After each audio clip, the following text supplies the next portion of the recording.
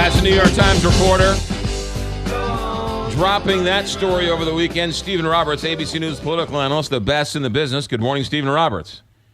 Good morning, McGraw. How much does this tax return story hurt Donald Trump?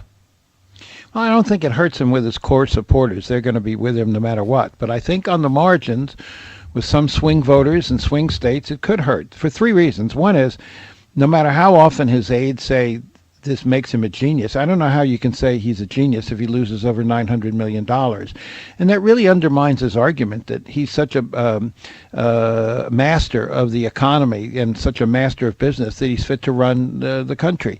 The second problem is that it adds fire to the ammunition to the Democratic argument to middle-class voters. Said, well, he says he's smart to avoid taxes. Does that make you a chump because you do pay taxes? You support the government, you support firefighters and military and everything else, and he doesn't do his fair share, even if it's legal.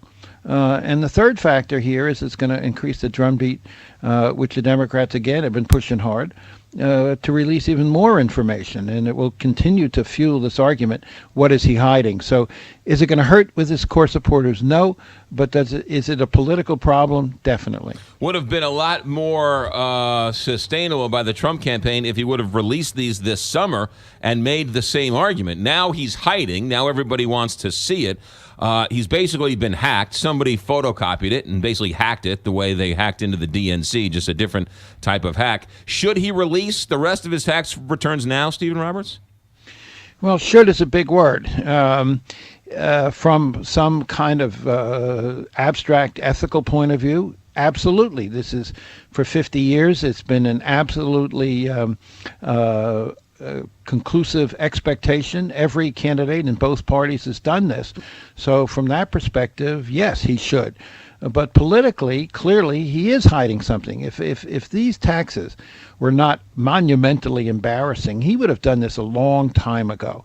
But you can only come to one conclusion, which is he does have something to hide that he doesn't want people to see, because he has paid a political price for this. And his argument that somehow, because he's being audited, he cannot release his taxes, the IRS has said repeatedly that's just a lie.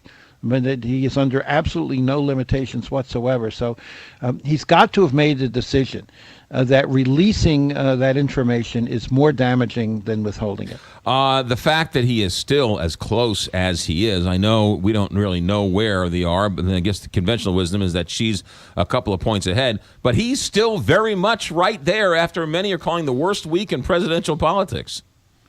That's a very fair point. I looked at the Real Clear Politics average this morning, this website that averages all of the national polls.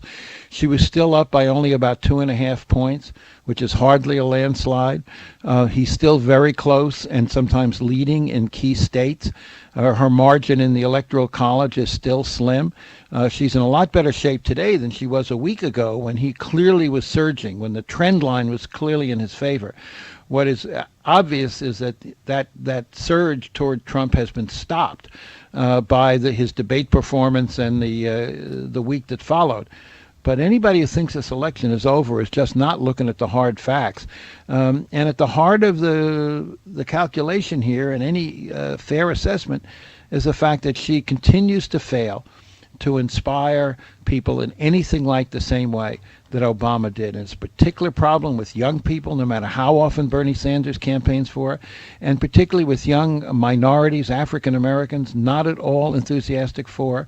But I can tell you, one former student of mine told me the other day, an African American fellow, that the secret weapon for Clinton has got to be Michelle Obama. She's the one who can go into communities of young African Americans and really has credibility. So we'll see if she can make a difference in the weeks ahead. Stephen Roberts, 15 seconds. The debate is Sunday night here in St. Louis. Does Donald Trump show up?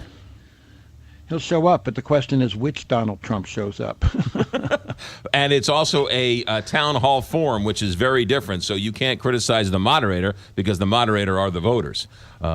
Yeah, I think the stakes are very high for him, and he's shown repeatedly that when he doesn't have a teleprompter in front of him, he is prone to these outbursts that can be very damaging. And the Clinton campaign has done a very shrewd thing. They've studied the psychology of Donald Trump. They know exactly what needles him and sets him off. That was clear in the first debate. It's going to be true in the second one, too. Stephen Roberts, ABC News political analyst. Thank you, Stephen. Okay, pal. 7:40 here.